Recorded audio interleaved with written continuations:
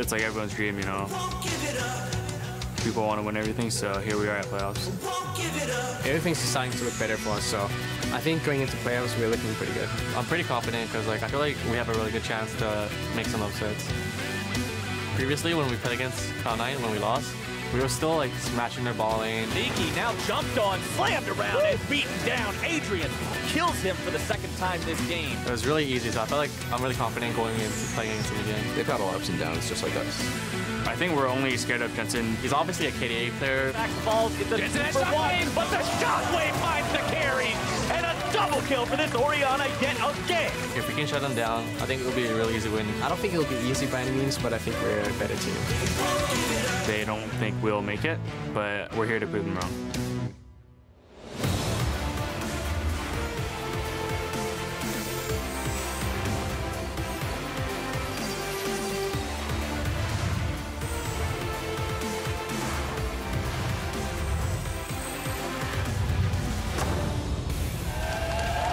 Hello and welcome to the 2017 North American LCS Summer Playoffs. That's right, ladies and gentlemen, we have made it to the postseason, and we're kicking things off with the quarterfinals. Hello, everyone. I'm James Dash Patterson. I'm sitting alongside Mark Zimmerman and Aiden Zyrene Moon. Gentlemen, congratulations on making it to playoffs. I'm very proud of you. Number 1 and 2 seed? More like 7 and 8. We'll call it that. I mean, I'm just happy to be here. Anytime I get a chance to compete, you know, I'm going to put my best foot forward. There, I like to hear that. So let's kick off the day with a reminder of where the teams stand coming into the playoff picture. First up, we've got Cloud9 and Team Dignitas playing today in that 4-5 seed matchup. Counterlogic Gaming going up against Team Envy tomorrow. Of course, the winners of those quarterfinals will move on to play TSM and Immortals. Dynamic seeding pending in terms of who will play who. Of course, teams are not just competing for victories themselves, they're competing for championship points. So let's get a quick refresher on what championship points mean. As you can see there, the distribution over the spring split, as well as how they will be distributed here in summer, a little bit differently as the first seed auto-qualifies for Worlds, and then it slots in after that. Now, this graphic here is reminding you how many points each of the teams currently hold. TSM way out in front with 90, Cloud9 has 70 right behind them. The second column is the minimum number of points guaranteed to any of these teams based on their current standings in the playoffs, and therefore the final column is their minimum guaranteed total. Zyrene, talk to me about what's important here. Pretty much the thing that stands out to me is because the 3rd and 4th place teams from spring aren't in playoffs in summer, what happens now is the only team that could actually pass TSM in terms of championship points is Cloud9. So if C9 lose today and Dignitas wins, if Dig beats C9, TSM actually qualifies for Worlds today. Yeah, that's massive. The fact that they could not even play a playoff game yet and still get qualified for Worlds with a Dignitas victory here today, due to the fact that 3rd and 4th teams from spring did not make it to playoffs this time around. I mean, sometimes you see teams buy other teams' jerseys and they start cheering for somebody. I think TSM might be pretty big Dignitas fans right now. Now, of course, and same with the crowd. Of course, this past week, we announced the NALCS All-Pro team, so we're going to throw those guys up on the back wall here, take a little look at who was selected. Of course, 2 of these guys will be facing off today on the Rift. Yeah, Jensen, of course, being 4C9, he had a monster performance overall, just dominating people in laning phase, had huge impact outside laning phase, but it's not like all these All-Pro selections were the same, because Bjergsen was super close behind Jensen. There was only 2 points separating them, so that was one of those races that was very, very close. Yeah, when you're talking about 2 points in terms of the All-Pro race, that literally means if one person changed their vote from Jensen being 2nd and Bjergsen being 1st, they would both be tied at 91 points. So literally just a single ballot was the difference there. And somebody, in terms of just not a close race here, it was almost unanimous that Olay, the support from Immortals, was the #1 All-Pro support. He was just obliterating people across the map and being a gigantic playmaking support for the entire team to split. I mean, it was a great split to do it as well, just because playmaking supports were so in the focus, and a lot of people stepped up and started grabbing some more attention. You know, Smoothie and Afro being great as well. But like you said, just such a dominating performance by Olay, the leader in terms of how many points he had over the 2nd All-Pro player. Yeah, of course, we will get a bigger look at the Immortals, All-Pro team players later in the week. But today, we've got Ssumday versus Jensen. We've got the carry in the top lane, the carry in the mid lane. with that in mind, we also have to talk about patch. 7.16 is our playoff patch. We've seen a number of changes to a lot of very meta champions, high priority champions, the likes of Orianna, Caitlyn, Maokai. What are your thoughts on how these champions were touched? Well, Orianna's an interesting one because there were two big changes. There was how her W was cast with her Q and stuff like that, as well as the shield nerfs. And they reverted the changes to the QW. The shield nerfs seem pretty substantial, but there were a lot of other changes that came in on the patch. So it was tough to see exactly how important this is going to be for Orianna. She's still seemingly being picked on the other games that we see being played in 7.16. Yeah, but when all of these mid lane champions get touched, I kind of think about Keane in the mid lane because when there's these pocket picks, these champions that people weren't playing before and they weren't nerfed or buffed really, the things like Victor or Vladimir that are kind of hiding underneath the surface, those are going to rise up, and Keane's the guy to do it. And in a best of 5 where we have so many games where you can take those risks, I expect to see something from him today. All right, well, with that in mind, let's go ahead and move on to predictions. Mark, I'm going to start with you. C9 versus Dignitas. Who's coming away with the victory today? It's going to be pretty close. I think this is the closer of the two matchups in the first round, but I have to go with Cloud9, 3-1. I think it's one of I was gonna say one of the things I think is when you look at the All-Pro, lineups, it seems like C9 has an advantage there with the amount of players they have on those. But I think one thing that happened was Altec and Adrian were phenomenal in the second half of the split, but they just didn't have as much games under their belt together to really upset, Smoothie and potentially Sneaky, who ended up on those lists. So I think that's really close. I think the big mismatch is going to be potentially the jungle. Shrimp can do some crazy stuff. He's very creative, but over the course of a 5-game series in the playoffs when teams are more careful, I feel like that could be a bad matchup and Contractz can come out ahead. Yeah, when you're a very creative jungler like Shrimp and you play a best of 5, you have to be able to at least be able to come up with creative things that they aren't seeing at least 3 times and have it work. So, of course, like you said, that's the kind of mismatch there. But I'm pretty hyped about that bottom lane of Altec and Adrian. I feel like they are incredibly good. But as hyped up as I am on the Dignitas bottom lane, I still have to go with Cloud9. You baited it. Yeah, you baited everybody. No, I'm just giving my explanation. No, I love it. There's a very angry Dignitas fan right there. I mean, I love how split the audience is. It's definitely making me hyped for a very close series. Yeah, and I love that bottom lane. I think it's very strong, but you can't ignore the pedigree of Cloud9 in terms of in Cloud9 history as an organization. Out of all the playoffs and all the years that they've been there, they've only lost best of 5s in playoffs to TSM ever, right? So Dignitas, I'm not seeing a TSM logo right there. I don't know if they actually have what it takes to take down C9 today. All right, strong words out of both my analysts voting for C9. We want to hear from you at home as well, though, with that hashtag HowILCS. Now, here's the thing. This is playoffs, so normal puppy pictures will not do anymore. I want puppies wearing jerseys, putting emotes into Twitch chat, and getting all kinds of serious about the playoff pictures. So do not spare any expense with those photos, but send them in HowILCS with that, hashtag NALCS as well. For now, though, it's nothing left to do but throw it up to the casters to get us into this series. Enjoy. Thank you very much, Dash. I am excited to be here, and so are all of you. My name is David Freak Chili, and joining me on this TriCast are 2 former pros showing a lot of promise in shoutcasting talent. It's Sam Kobe Hartman-Kensler and Joshua Jatt Leisman. One of these days. Young up-and-comer over here.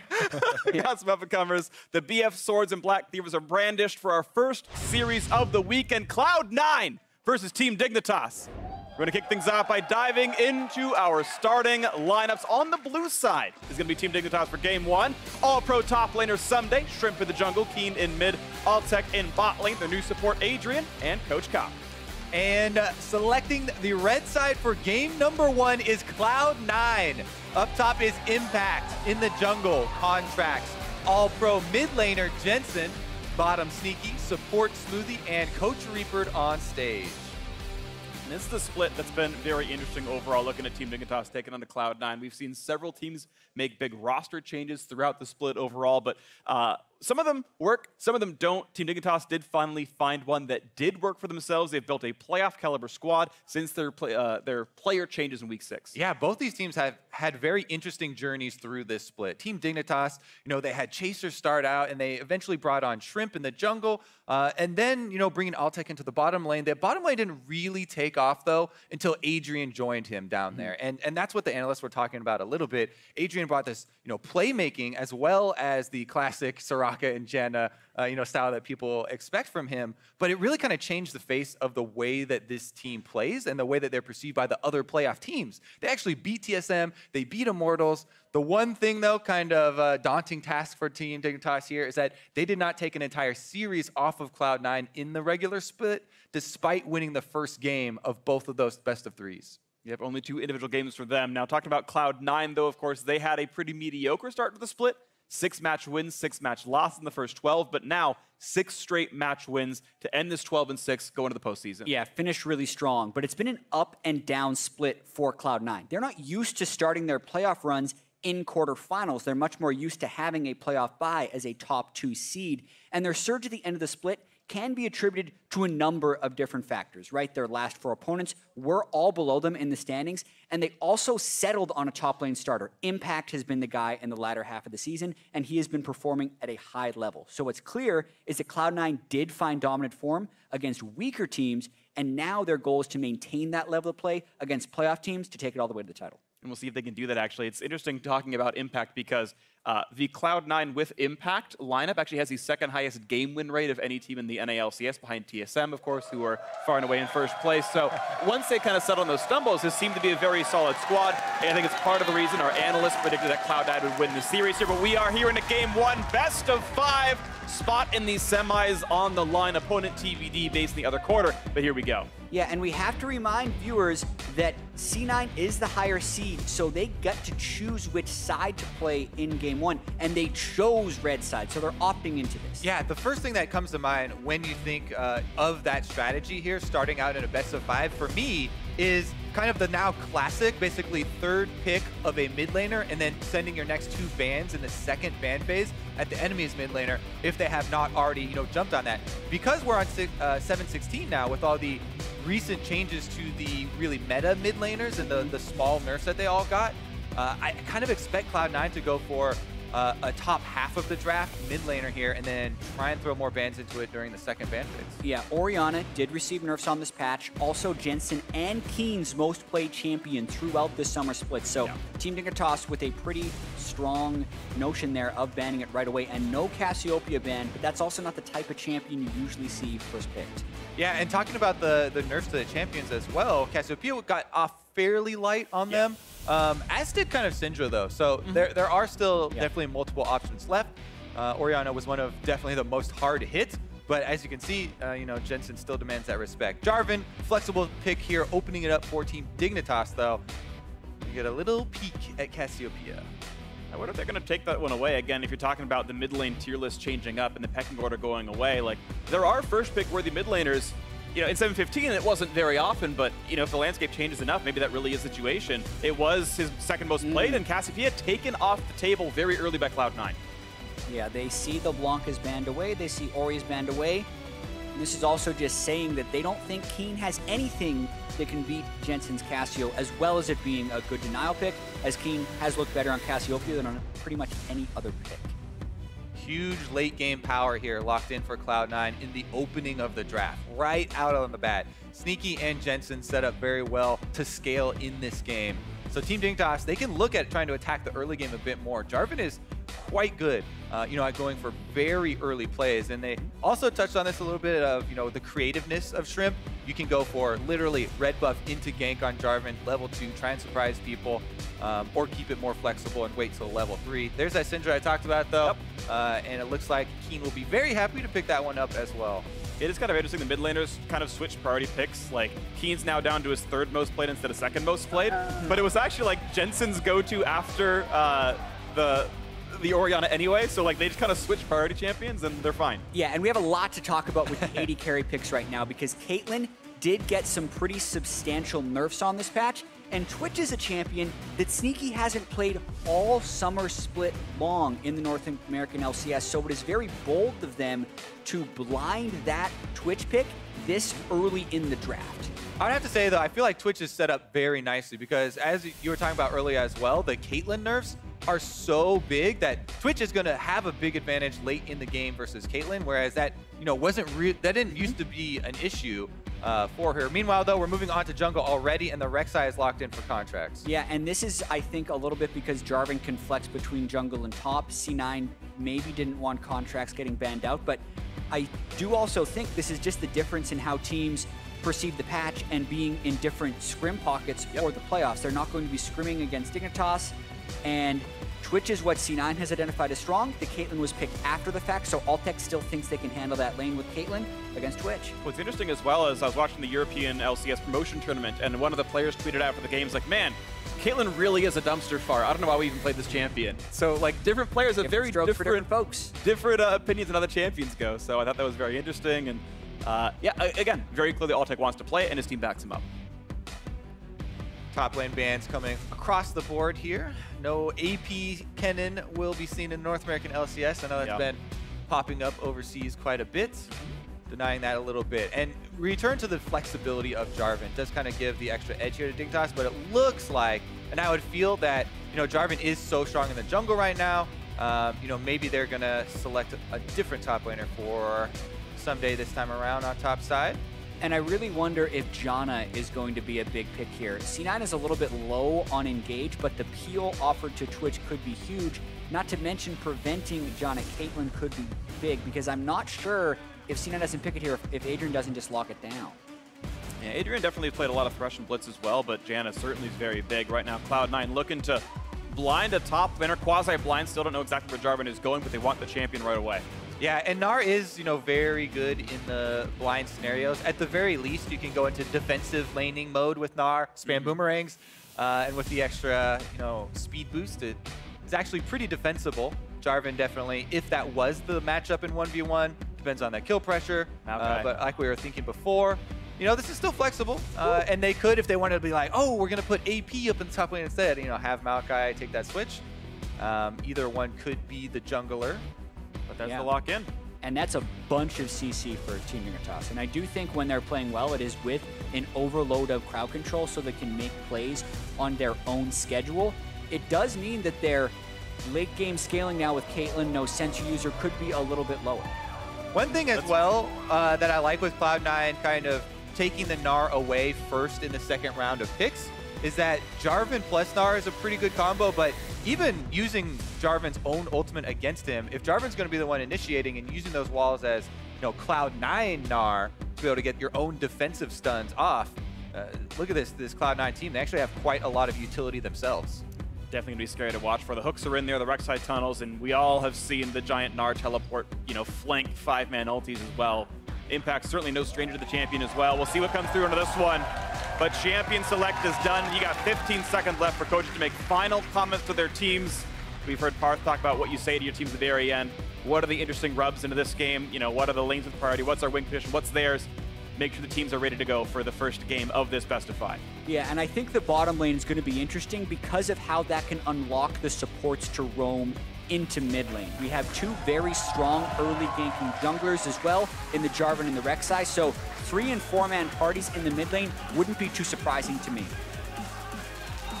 We'll see if the party's coming through. You got shouts for both these squads from the audience, and we are ready to go for game 1 of Team Dignitas facing Cloud9, the 5th and 4th seeds respectively. As the players load in, we will as well. It's going to be all kinds of fun. Spots at Worlds eventually on the line. Some of the playoffs, of course, directly correlate to how well you're going to go in the road to Worlds. Game 1 is here, and we'll see who can do it. Cloud9 picking some early picks towards the late game. Team Dignitas with a pretty bashing front line. We'll see if they can do it.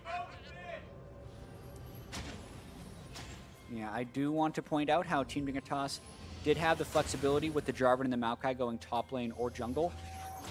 I like the Maokai top more than I like the Maokai jungle in this instance. The nerfs in patch 7.16 was damage off of saplings early.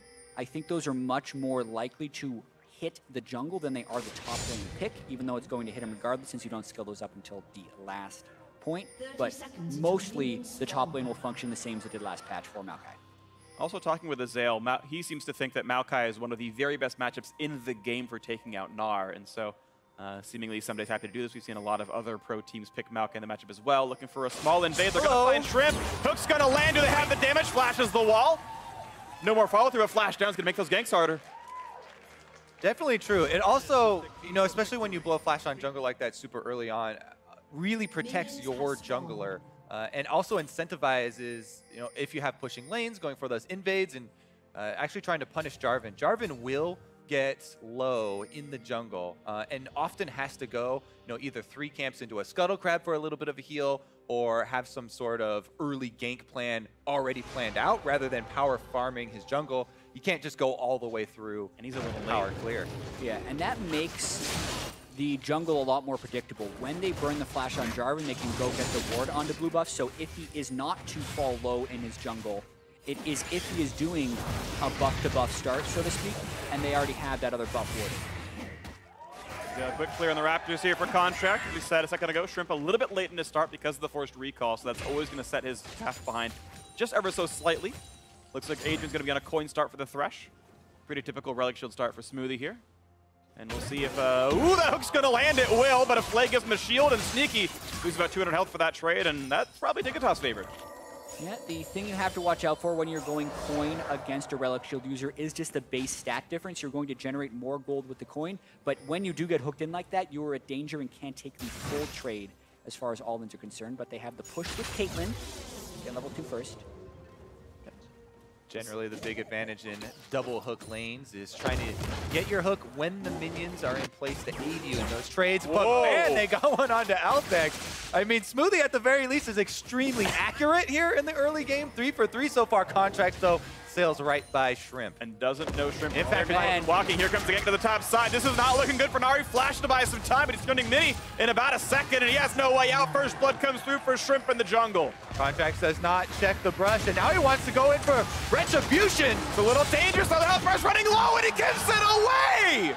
2 kills now over to Shrimp and Contractz. That is an oopsie. Oh, that is more than an oopsie. That is an extreme tilter. Jungler passes by topside, so Impact thinks that he's safe, but because Shrimp was already in the brush, he gets a surprise gank, and then the double buffs also go down for Cloud9, so they don't even have those left. 2 kills on the top side, and this sets up the all-pro top laner in Ssumday with a huge advantage. And don't move when you see the Rek'Sai passing by. Tremor Sense will not see you. That gives Impact a false sense of security.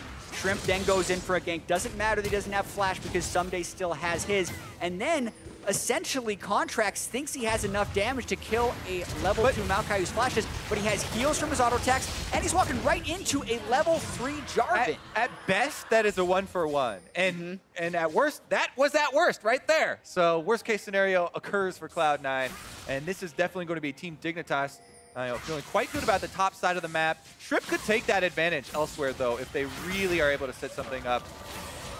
Yeah, and need to point out how critical it is that he bounced back from not having his flash at level 1. Pretty dangerous, so to speak, to do a level 3 gank when you don't have your flash, but gained the advantage with the patience. The fact that he jumped over the blast cone, saved his EQ in case he saw Rek'Sai was there and could opt out of the 2v2 as well, was just brilliantly played by Shrimp. Now it actually needs to be a Cloud9 reset of the mindset here in the opening game. This is very early on in this series. Very long, best of 5. Yep. And they're going to have to recover here. It's actually worth noting that even though Cloud9 won the 2 best of 3s in the regular season, Team Dignitas won Game 1 of both those series, so even in their head-to-heads earlier this year, Dig often got off to a good start. Now, Contractz not spotted taking the Krug, but also doesn't know the Shrimp's coming. Here's the flash flay out of 2, lanterns him in. They're gonna go for a sneaky exhausted on that Twitch. Can he get away from everything else? Nice hook to buy some time, and a flash get away from the Flagon Dragon. Looks like this could be an escape. The hook gonna force the flash out of Smoothie. Out they go, but that is 3 summoners down for Cloud9. Really good, layering of cooldowns there from Cloud9. Smoothie gets off the peel with the hook to pull away, and then Sneaky saves his flash for the Jarvan EQ. He's waiting for the flag to go down, because as soon as that's down, you know there's no direction change. Very easy to get out of that as long as you save your cooldowns and don't panic immediately. Well done by the Cloud9 bottom lane. Yeah, very good discipline by Sneaky. It also does kind of set up a point of weakness, however, because Shrimp will be hitting level 6 before Sneaky or Smoothie's flashes are back up. So if they want to repeat that gank once the Jarvan is level 6, there is that opportunity. And Shrimp is on a warpath right now. He's now mid lane trying to get an angle on Jensen. Jensen is doing a good job though. Kind of, you can see on the mini map he hovers to the top side because Shrimp just showed on bottom side. He knows the jungler's in that side of the map, and there's not really a possible way. Top side. Gnar. Oh, he immunes the stun though with the jump into the ground, and now can they have the chase on a Ssumday? They do not have it. Despite the ulti being there, no damage to be had. Yeah, nice use of Twisted Advance there from Ssumday. He does escape with his life. Teleport not available though, so Cloud9 are at least going to pressure here on the turret. They might even go for the dive. Oh, that would be very risky. It was such a bold play there by Ssumday to not back off the turret. C9 was expecting it because Shrimp was close, but C9 didn't know how close Shrimp would be. The play that Ssumday made assumed Shrimp would be closer, which is why I think C9 didn't dive. And oftentimes, I really like going for that, even if it's a bluff play. Considering the opening of this game was such a horrible start for Cloud9 on the top side, they've got to be thinking, oh God, if we go for this dive here and the jungler is available, then it's just going to get out of control, right? So the earlier failure might have even gone a long ways in letting Ssumday play up at the turret and, rely on the presence, the possible presence of Shrimp.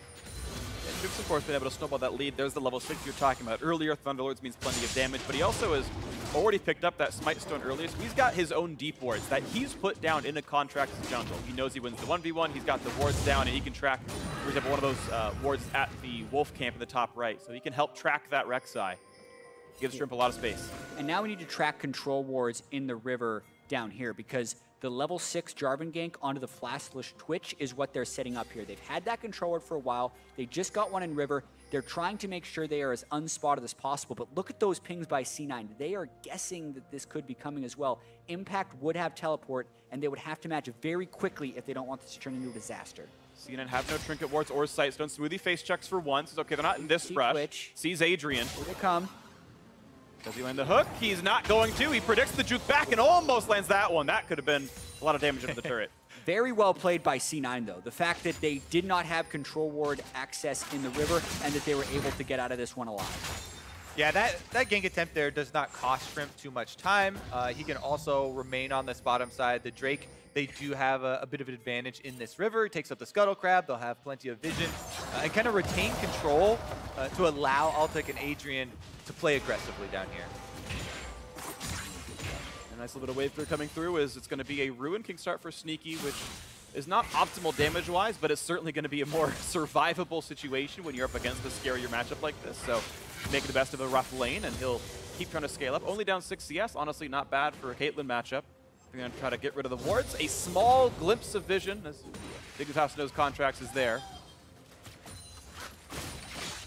Yeah, and those 2 kills that happened up in the top side is not actually showing up that much in the gold here because Impact is starting to accrue a very large CS lead, and Jensen has a very small one in the mid lane as well, giving him about 100 gold back. So Impact, despite that disaster early, still fighting back in a big way. Team's only 300 gold apart, certainly a much closer one you might expect for a 2-0 scoreline.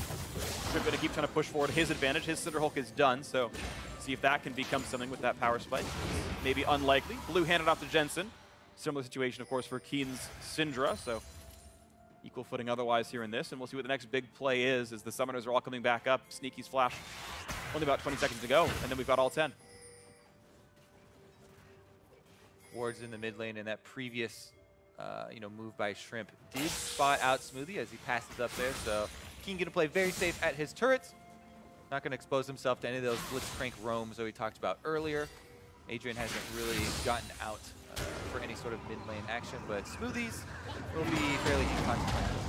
Yeah, at least the supports are building for the roam, though. Unlike some supports that rush the Sightstone, both Thresh and Blitz have gone boots of mobility. So in actual fights against each other, they're both opting out of the combat stats. The mobility boots are to get in range to start the fights, even with roams in the mid lane. One unfortunate thing for Cloud9 is when Smoothie made that roam mid, he didn't check the brush where the control ward is, and Contractz walks right past it as well. So C9 getting spotted a lot by that one pesky control ward.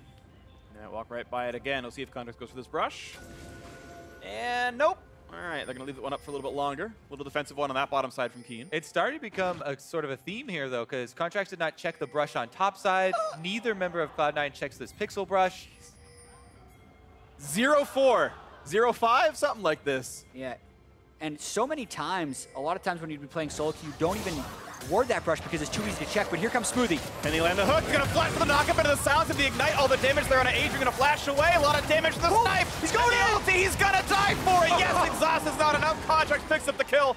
The verse for Cloud9. Now Altec at 1v3 in bot lane, but there's no dive to be had. Shrimp's coming down. Jensen's trying to buy some time.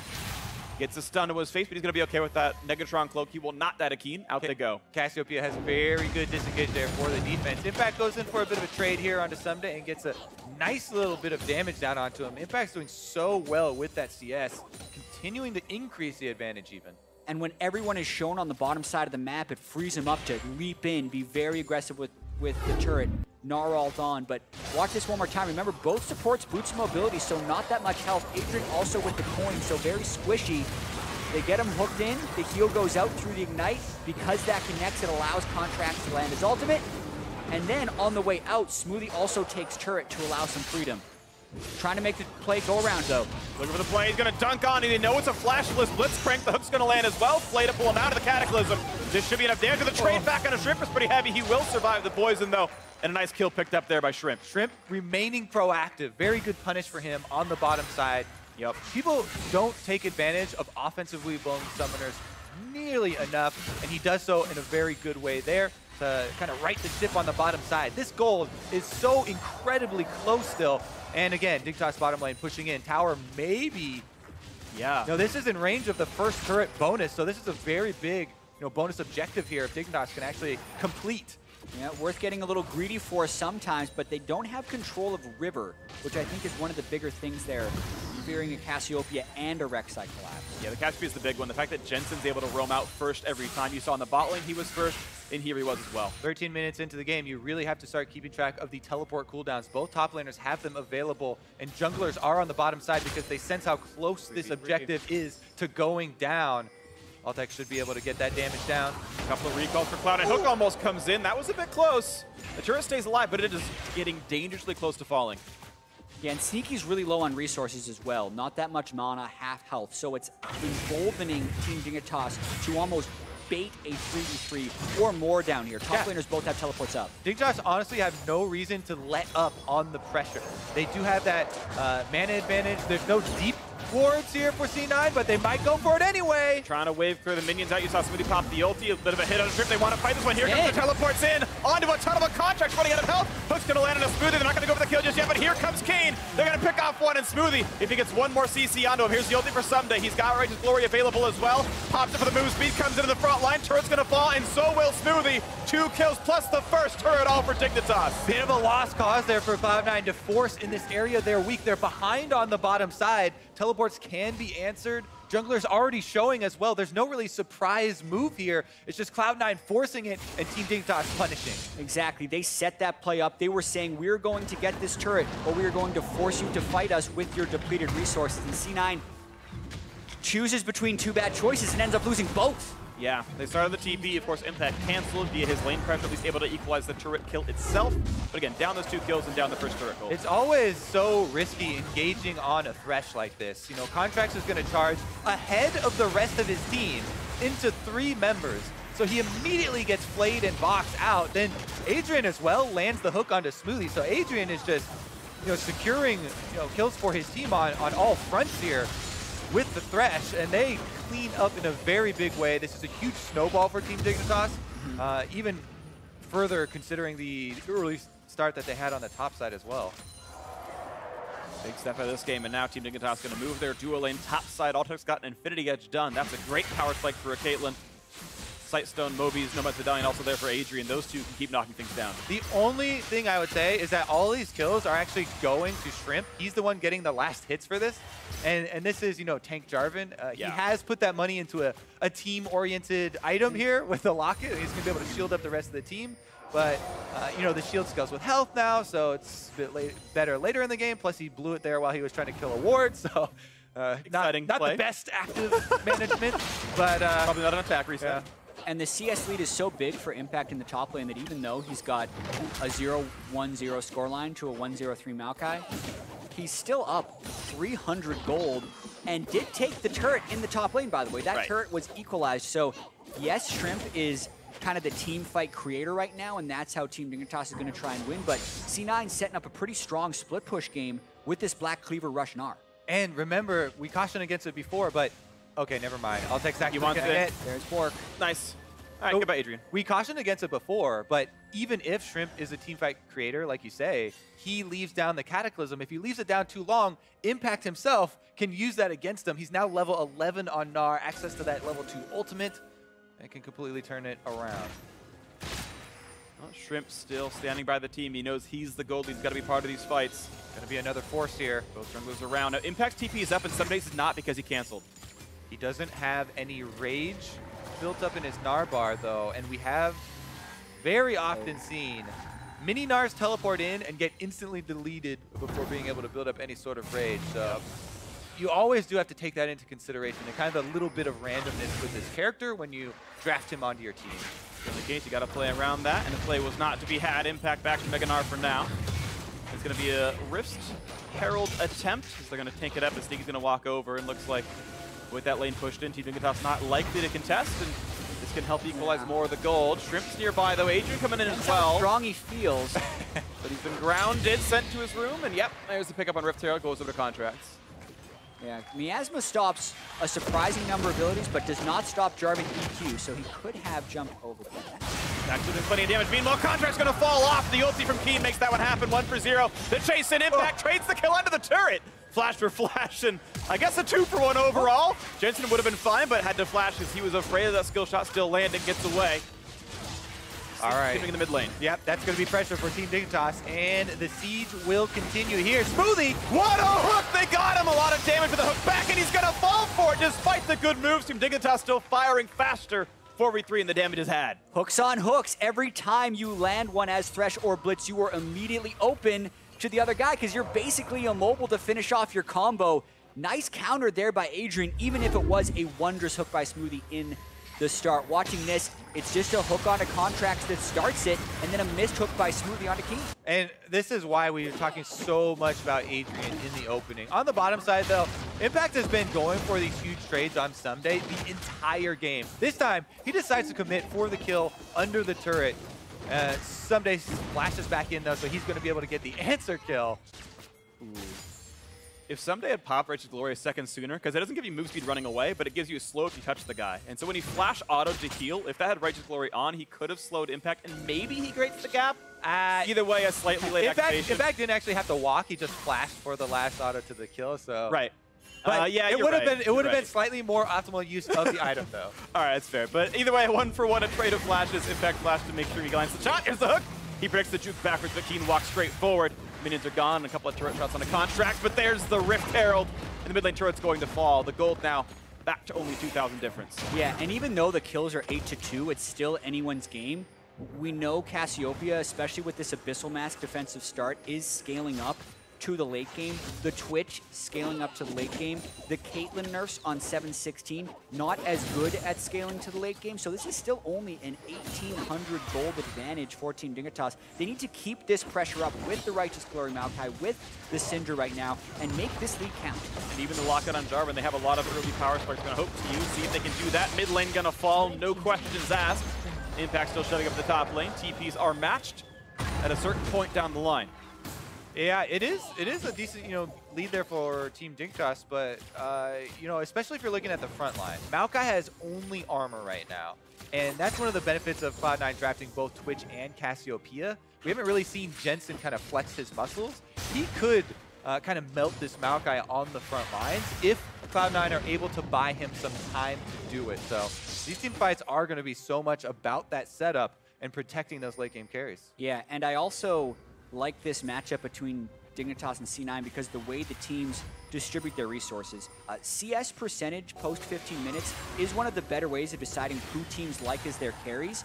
Altec, the highest AD carry for CS percentage post 15 minutes. He gets a lot of their resources, whereas Jensen is the highest for the starting mid laners in the North American LCS. So it's very much about Altec trying to channel a bunch of farm and Jensen starting to channel a bunch of farm. And if we look at the characters, I think right now the Cassiopeia does scale a little bit better than the Caitlyn. So the resources Altec gains, he's going to have to use sooner before Jensen becomes that massive force with magic damage and physical damage coming through from 2 different hyperscales. Diva does come into this one. Quick smite. Shrimp takes him another camp. 4-0-3. Pretty much an immaculate performance on this Jarvan, going for his next Ruby Crystal-based tank item. See what that ends up being. Team's still fighting over for vision control as Baron has now spawned. That ends up being a thing. Ssumday clearing minions with his Thorn Mail, or Bramble Vest as it is. And that bot turret, though, getting low, or impact still is a way to create advantages. TP flank looks for it. There's a flash dunk on a Jensen. He's got no way out at all, and the damage comes through. Adrian somehow takes away the kill with the box or something. Sentenced to death there by the Thresh again. And that's actually very good timing here for clearing out the Baron. Dignitas going to start it up with no hesitation. Let's see if they can do it 5v4. The primary carry may be dead on this one. Impact has not started the teleport whatsoever. There's no wards to go to. There is one in the pit now. Charging up that rage bar. But they're not going for the fight. They're only going for the steal. Can Contractz make it happen, or can Ssumday zone him out? Smoothie, maybe he's looking to pull out Shrimp here. He's looking for an angle to get the other jungler. More wards got it. There's the flash to lock him up, and now there's no way to do it. And they're going to have it in time. He almost didn't land the smite. Contractz nearly made it over, but it's going to be a kill. The ulti not going to buy enough time.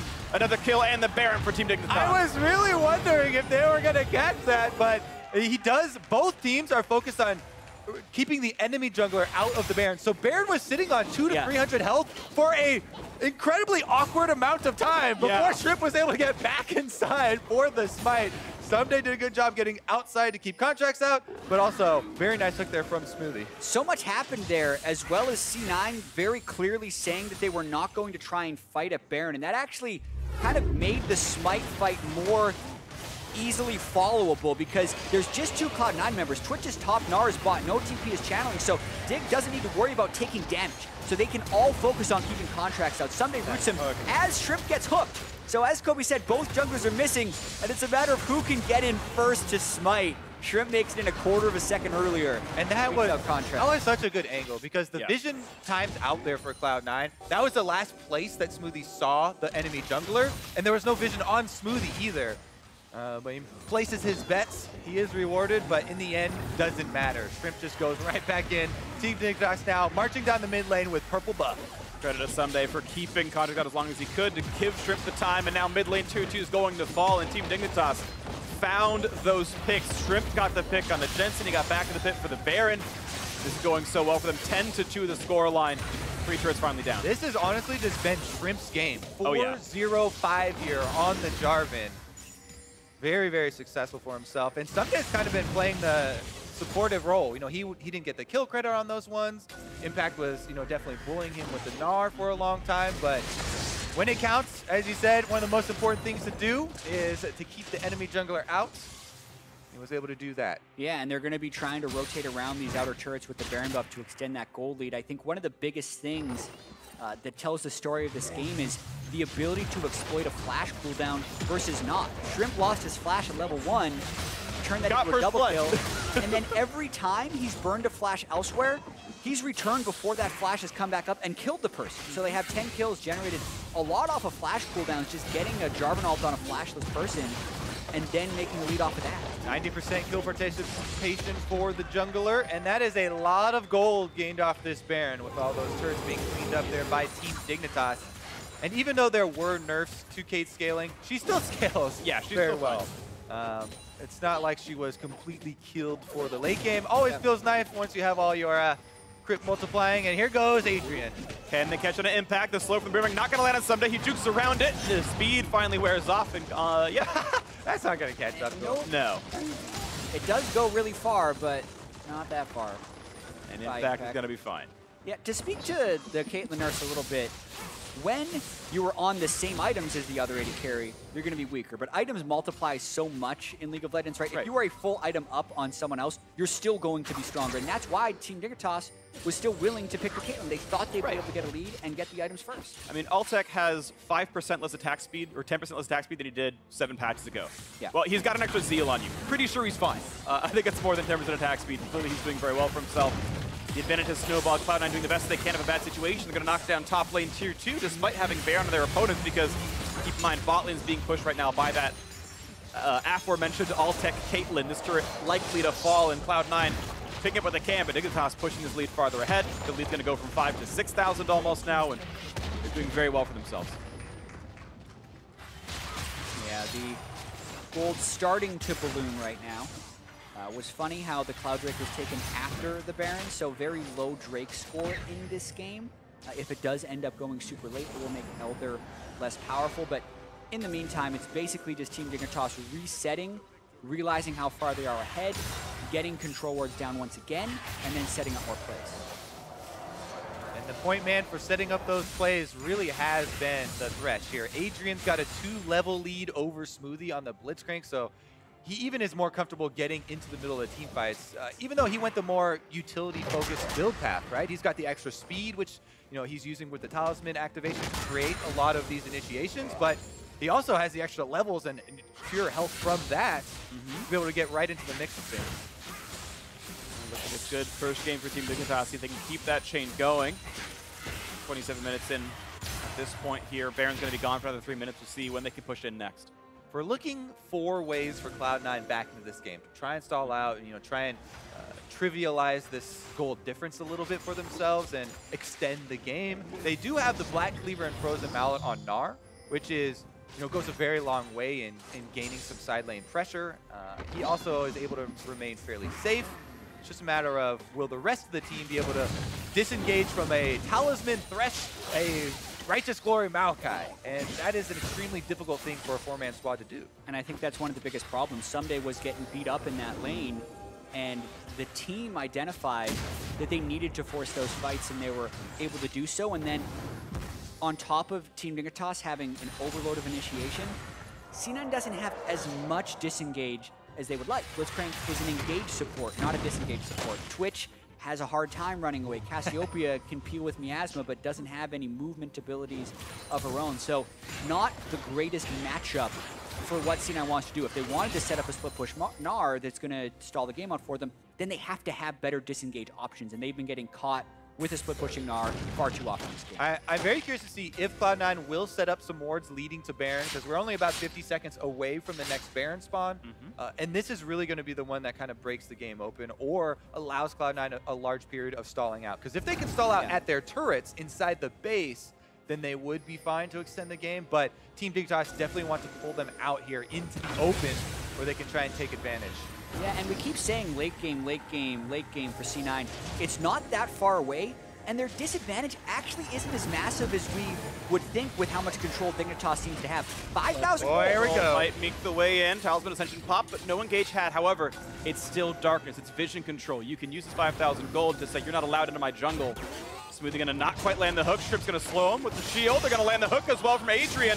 Play brings him in onto a trap as well, and Smoothie forced to flash away, and that's what vision control gets you, a flash cooldown, and now it's 5,000 gold plus a flash advantage. And one difficulty Dignitas has here is they set up most of their plays off of down flash cooldowns. Every flash was up for C9 before that fight, so the initiation from Shrimp isn't as disastrous. Oh, for more. The hook means a play, still going to land now. Contractz not yet over the wall, finally does so, and knock up onto the gigantic damage. But they've got the damage output, and he finally melts. Shrimp his first death of the game. Cloud9 5v4, looking for the next. Impact has the extra slows. He's charging up and trying to get in there. Throws got flash. Wants Adrian. He's got Mega. How far back is he? Nice knockback. A Flay to buy some time as well. The flash forward, pulls in one. The stun's going to land. It's going to be one picked off, but a trade for the Gnar. Spray and break coming across Sneaky, not finding more than the support kills though, with just a trade of lives. Quick Tank comes in 2-for-1 the overall fight, including shut down gold and knocking down Shrimp.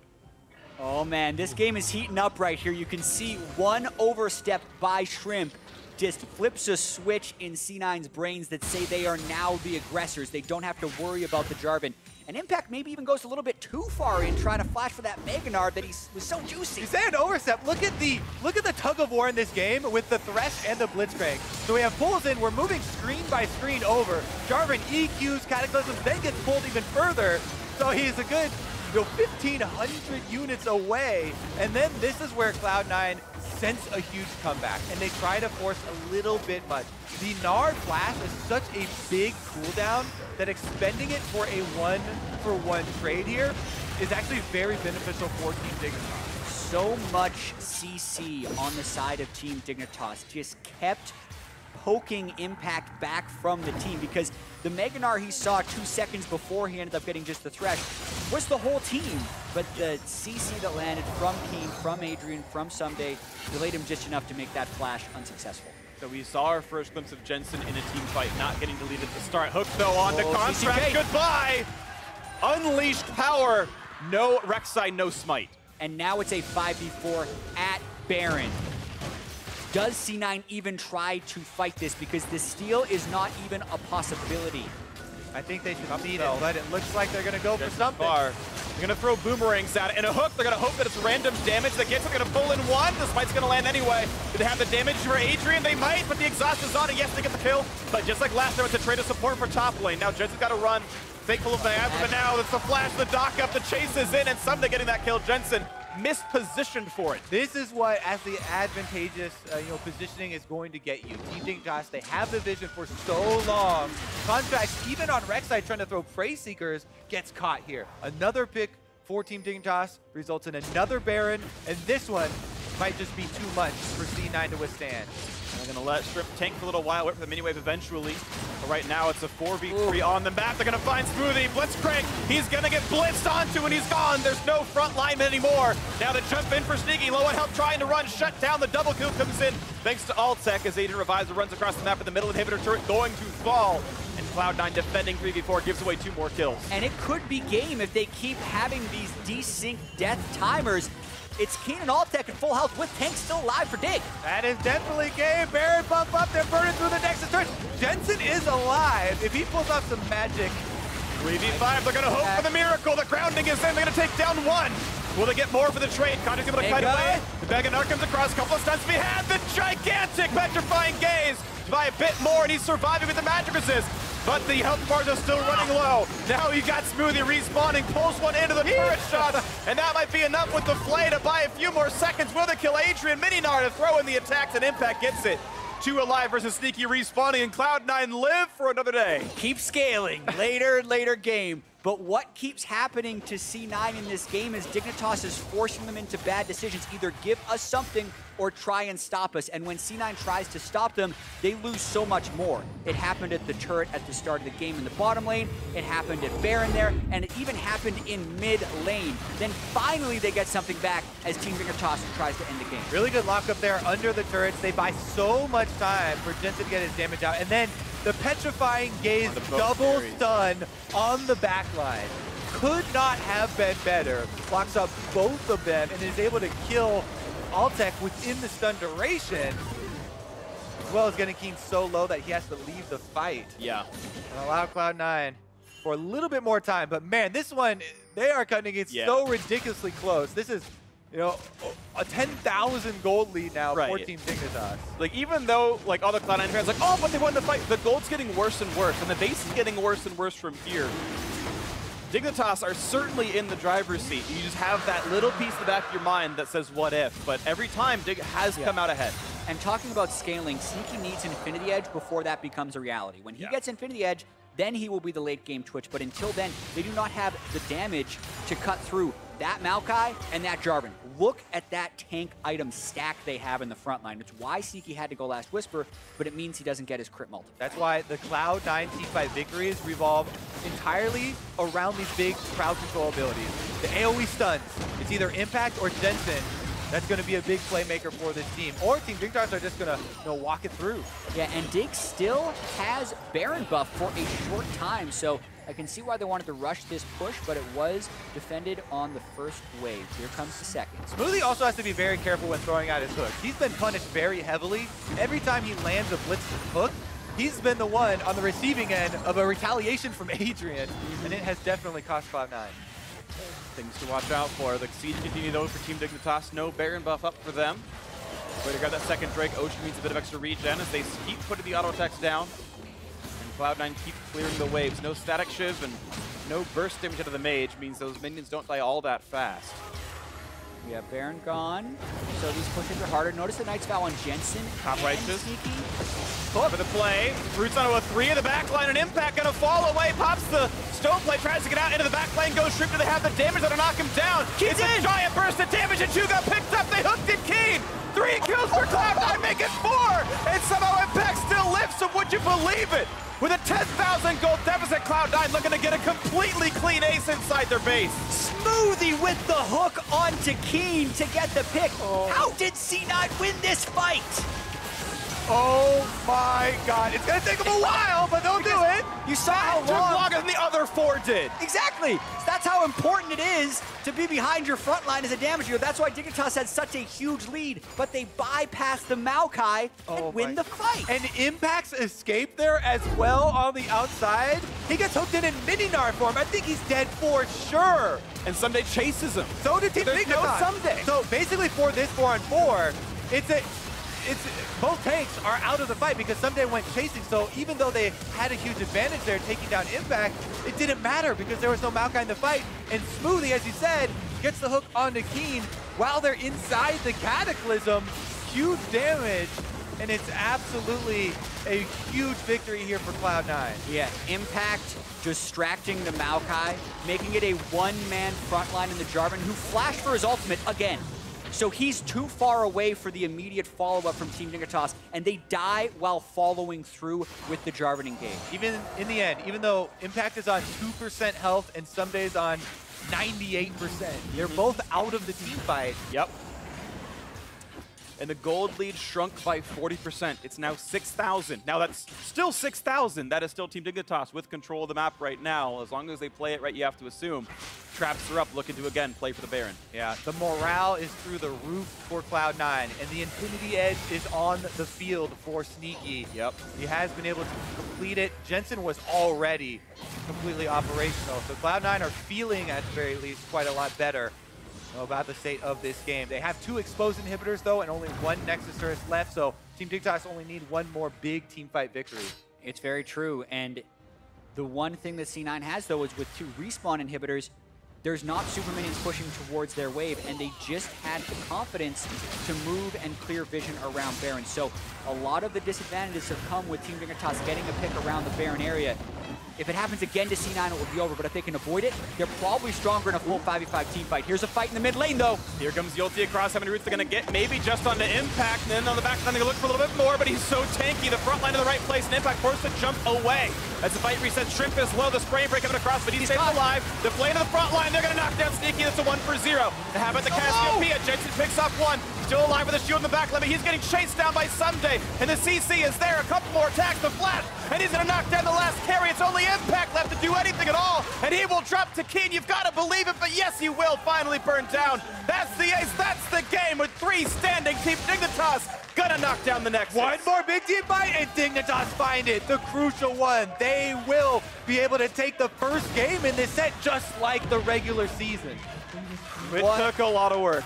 What a brawl this game turned into. Team Dignitas pull it through in the end. And all that's left is formality of the Nexus falling. Keane and Shrimp especially, had such a start to this game, and they finally close it out with the gold lead. Team Dignitas 1-0 in the series. So many clutch moments in this game. Some overextensions by Team Dignitas. And in that final fight, Sneaky died with flash up. It was a CC chain from Maokai. There was so much chain CC on that Team Dignitas team, but the Twitch with Infinity Edge that he had scaled the whole game for never got his chance to open and free fire. You can see, yeah, just a very close one absolutely to be had here. The overall damage output, the Caitlyn actually topping the charts, you know, had a melee champion shoot the landing phase, so got to get some of the damage there, but Altec certainly made the Caitlyn look good even after 2 rounds of nerfs. She's like a 46% win rate solo queue champion, clearly still quite viable in pro play. You blind the Twitch, we'll pick a lane bully. And first turret came down there, a lot of their gold and kills came down from that lane. That new duo from Team Dignitas still paying off. And just rewatching that last couple of seconds of that team fight, I was trying to figure out what caught Sneaky. Was it a Thresh hook or, you know, long range Syndra or something? It was literally just an auto attack range trying to damage the front line. And Ssumday's able to get off a twisted advance. As you said, it's instantly chained into CC and he's down. That's you know, the big carry there for the backside. And that's the difference between the fight that C9 had at their inhibitor and the fight they had in the mid lane. The Maokai was gone versus that 300 armor super tank being in the fight. Just a really great opening game to this series. Opening game to the series. Team Dignitas have won 3 straight game 1s in a row against Cloud9. We'll see if this time around they can actually close out the series. But for more on that win, let's send it down to the analyst desk. Thank you very much, Freak. Dignitas coming away with game 1 in this best of 5 series. That's the only one you guys get in your predictions. So Enjoy, Dig fans. We're never wrong, so. All right, but let's talk about how this victory came about. First, looking at Champion Select, because with patch 7.16, of course, we had some questions around how this would affect some of the most popular champions in the meta. And hey, look, Maokai, Caitlyn still make it through into the pick phase, but largely because other ADCs were focused out in the ban phase. I think the big surprise for both of us is just the Twitch taken extremely early on out of C9. And with the Caitlyn taken out, that is one of the big lane bullies, but Dig showed that they can still run it. And then it was able to, for the most part, have pressure down that bot side. Yeah, and Cloud9 put a lot of eggs in that basket because they picked Cassiopeia Twitch as their first round, which is like, we're going for scaling immediately. And then the rest of their composition ended up being something that had a little more effect in the early game. And so when you pick a Twitch and you pick a Cassiopeia that early on, you're probably looking at a single winning lane to gank early. And that was the top lane, in which the plan ended up kind of like the way they executed the early game made sense. But then the misplays is really what made it so that C9's game plan didn't actually pan out. Yeah, the story of the game was misplays and capitalization on those misplays from Dignitas in a majority of the cases. We did, of course, at the beginning of the day, tease the jungle matchup. You know, Contractz versus Shrimp. And Mark, I know you were vocal about the fact, thinking that you know, Contractz has had a better year than Shrimp. But here we have some pretty big blunders showing through. I think this is an example of where the pathing out of C9 was very intelligent to play more around the top side, but they just did not know that Shrimp was in there. There was a small indication. Yeah, because they saw him, but either the communication was missed or Contractz himself didn't notice it. But either way, the first kill comes in, then Contractz goes in for this attempt to clean up kill, misplays it, E's before he has full rage, so he doesn't get the true damage. And then this bot lane play is a horrible, horrible decision out of C9. You have seen Shrimp in lane this entire time. They have health advantage on you, and you still brute force that play. They get appropriately punished by Dignitas, and then from there, the snowball just continued. Yeah, and the composition from Dignitas is fantastic for pushing early leads. They have the Caitlyn for the Siege. They have the Maokai and the Jarvan, which got the majority of that early gold, and they're your divers. They're the ones who accelerate the pace of the game to get those turrets down so you can dive tier 2s and close games out earlier. I think that was absolutely key. The fact that a number of the kills went on to Shrimp early, got him to a tanky point where he could kind of initiate those dives and move fearlessly around the map. But while Dignitas was picking up advantages in the kill column, we have to acknowledge the fact that the gold lead was not as disparate as one might expect through those earlier portions of the game, and that was largely because of that winning lane, Gnar versus Maokai, Impact doing work when it came to CS numbers. Yeah, and the fact that a double kill went over in the level 3 to the top lane, that's honestly, that lane could have been really bad for Dignitas because we saw him up about 70 plus CS, and if that Gnar wins that lane, which was the game plan they were going for, he enables the rest of the team to scale up, but they kind of threw all of that away off that first play. Yeah, it's one of the things where if Contractz sees that play right away, he counter ganks it, there's no flash on that Jarvan from the level 1, you obliterate that counter gank, and you probably just snowball the game through that. And I don't want to take anything away from Dignitas here in the victory, but we do have to acknowledge a number of the head scratchers that came forth from C9 in the early game, and then of course the fact that Dignitas making kind of a clumsy play around the bot lane when they had the game all but, you know, won, in order to give C9 one more opportunity in a full base defense to maybe come back into the game. This is a fight where just target prioritization was all over the place. Impact walks a little bit too far forward, and then they blow basically all their CC all at the same time on Impact. And Ssumday keeps chasing him as Shrimp refocuses down to the back line here. They're almost able to get through it, but Altec starts auto-attacking Contractz a little bit more instead of trying to potentially chase through.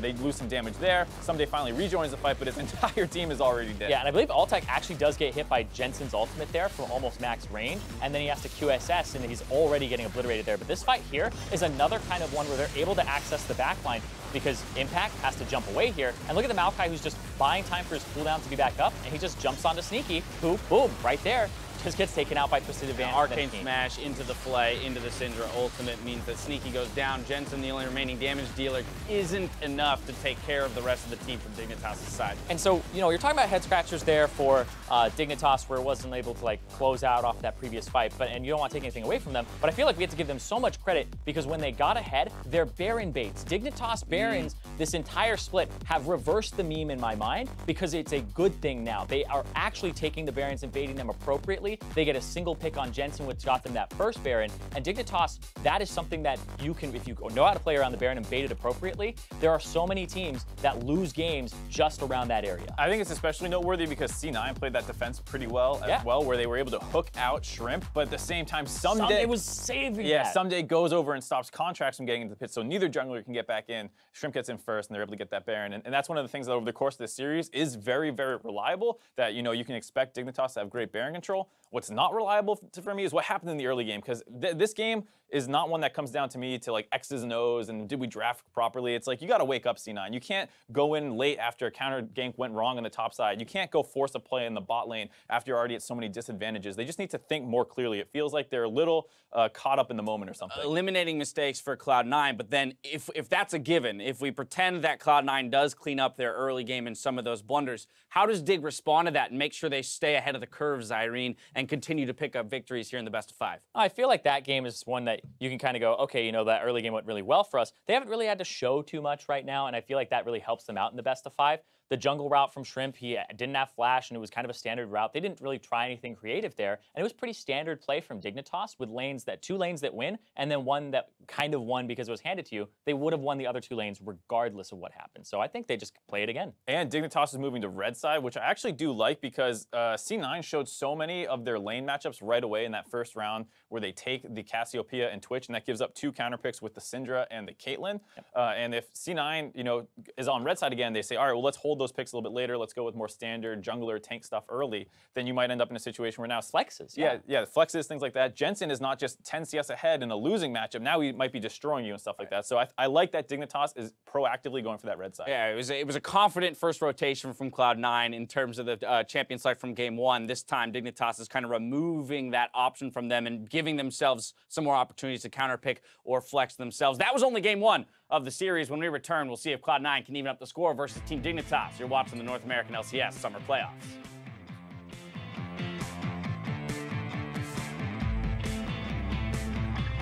I'm testing my limits. The limits are being tested. Legit. Doesn't know Shrimp. Impact walking. Here comes the gank to the top side. This is not looking good for Nari. Flash to buy some time, but he's stunning Mini in about a second, and he has no way out. First blood comes through for Shrimp in the jungle. Kill red side, kill red side. Can you chase? I'm gonna push top, I think. Rek'Sai. You got him. Red side, no flash. Careful here. 다행이다. I'm living. I'm good. Nice. Back. So, touch flash. I'm good. I'm alive. How about the Cassiopeia? Jensen picks up one. Still alive with a shield in the back. He's getting chased down by Ssumday. And the CC is there. A couple more attacks. The flash. And he's going to knock down the last carry. It's only Impact left to do anything at all. And he will drop to Keane. You've got to believe it. But yes, he will finally burn down.